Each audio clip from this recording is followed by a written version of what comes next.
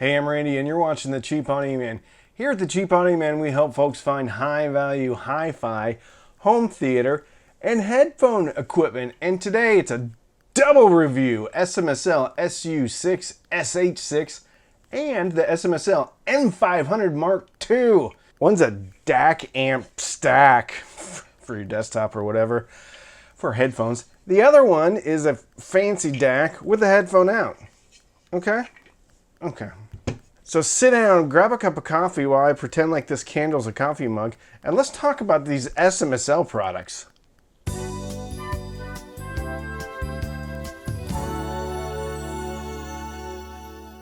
Shenzhen Audio was nice enough to send these products out to me. The SH6 is the headphone amp here.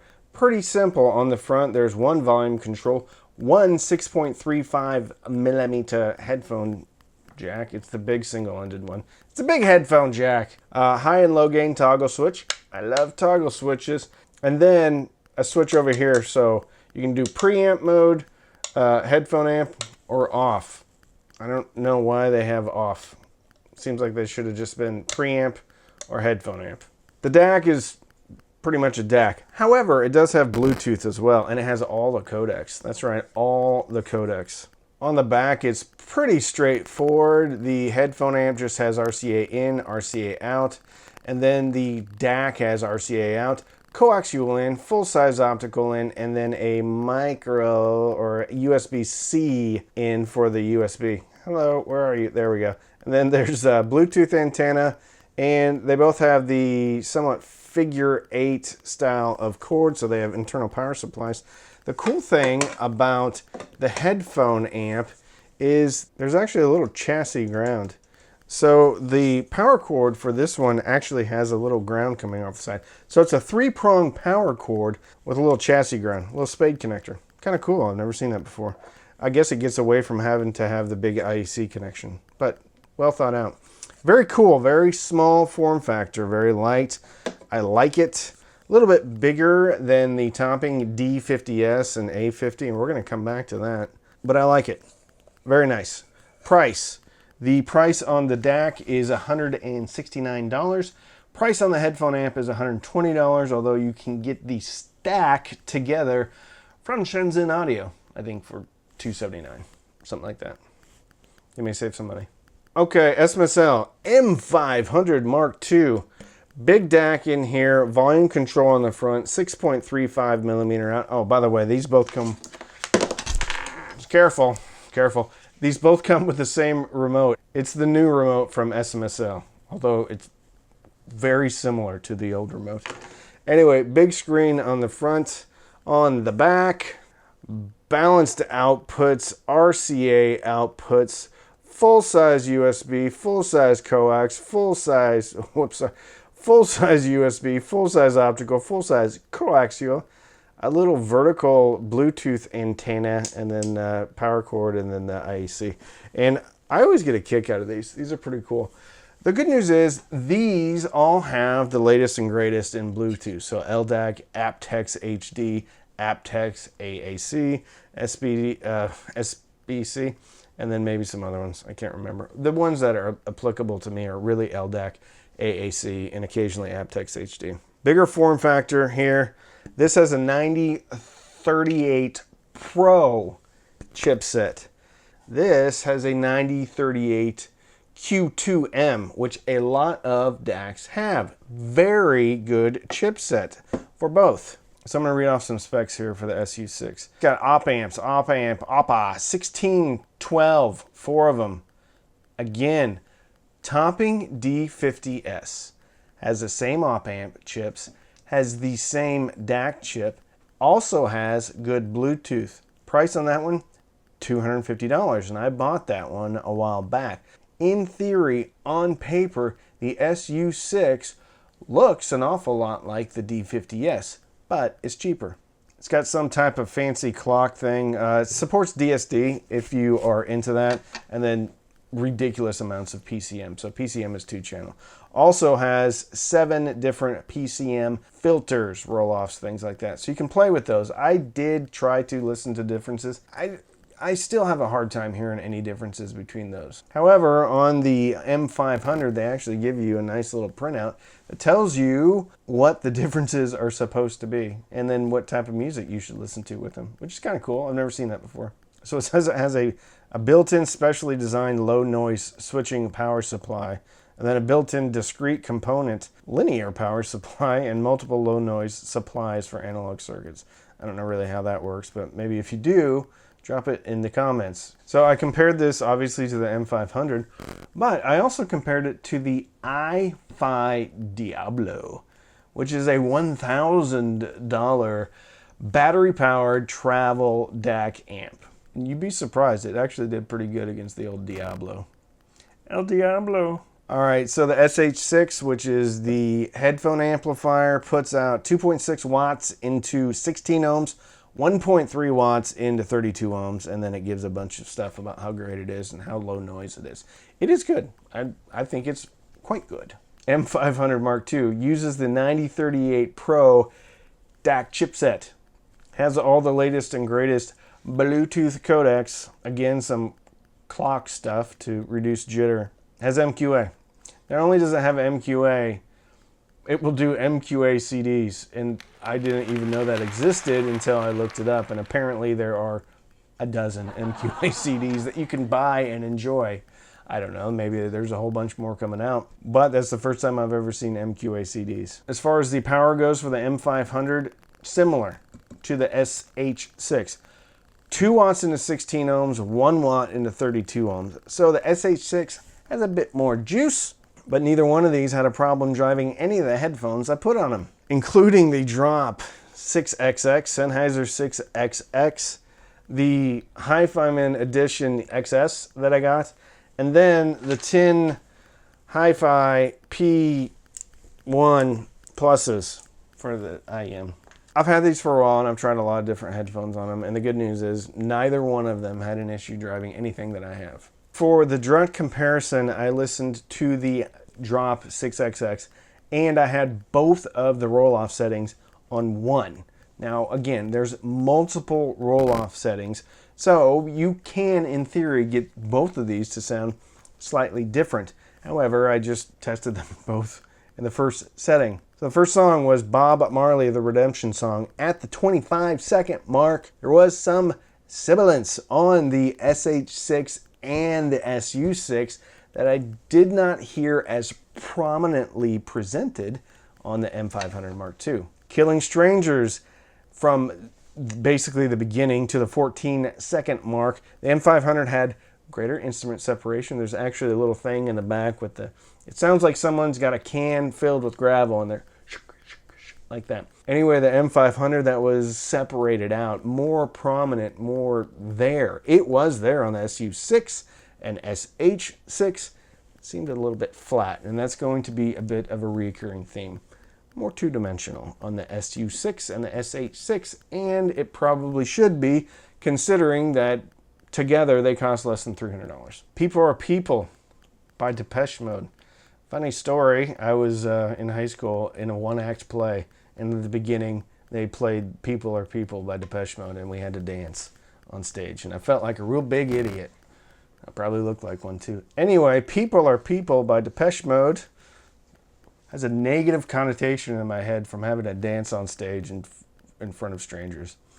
At the 31-second mark, they come in and they start singing. The SU6 and the SH6 was way cooler and a bit edgier with that song than the M500 Mark II. Recurring theme here. M500 Mark II, a little bit weightier, but not overtly. It's just more organic.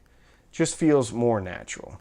Not saying the SU6 and the SH6 aren't good, because at the price point, I think they are really phenomenal. I think this is a step up from a lot of the lower priced, more affordable offerings that had AKM chips. Leaning in the right direction. Moving to the more organic, fuller sound with a better three-dimensional presentation. Rooster, Alice in Chains, MTV Unplugged. Basically the first 4 seconds, it's guitars, and there was definitely a cooler presentation on the SH6 and the SU6 versus the M500. M500, more buttery, more full, more organic, more realistic. I don't want you to think that I'm bashing on SMSL, S-Stack, SH6, SU6, because it's very good at the price point. This is a $120 headphone amp. This is $160, and today's $160, $170 DAC is kind of like yesterday's $120 DAC. I think these sound way better than a lot of the more affordable DACs. This fundamentally is a $250 DAC with the same Bluetooth capabilities as the topping D50S. And it's bigger. The D50S, I'd plug it into some RCAs and it would just flop. I would have to put things on top of it to have to weight it down. Now this is not significantly heavier, and you may have to put something on top of it to keep it from flopping around. But I'm pretty sure it's about the same exact thing as the topping D50S, only $70 cheaper and newer, and it has a remote. The D50S had a remote too. SU6 very easily could be a soundbar replacement, could be your first step up DAC on something like an AV receiver or maybe a vintage piece you have. Or you could put this vertically right next to your TV, hook up an IEMA A07 or A08. Now you have a remote control and you can control everything you need. So there's a lot of options with the SU6. I think it's a great DAC.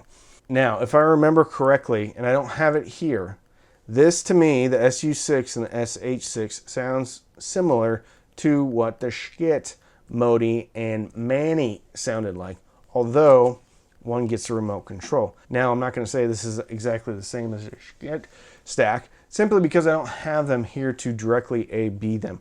But in my memory, these sounded similar. I think the takeaway here is that the newer DACs from SMSL and topping, the topping E50 is very full, very buttery.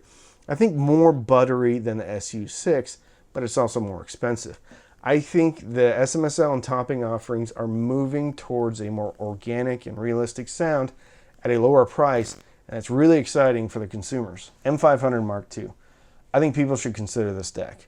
If you have a balanced system, if you need a remote control, this is a good sounding DAC, more organic. I think the sound could potentially be beaten by the Geshelli Labs J2, but there's no remote. There is a lot of versatility in this, multiple roll-offs, MQA if that is something you need, MQA CDs, so now you can play all of your MQA encoded CDs through this DAC. This device can do multiple things, and it's got a very, very capable headphone amp inside it. And the M500 has kind of become my de facto DAC that I have hooked up to my Raspberry Pi streamer with a display on it.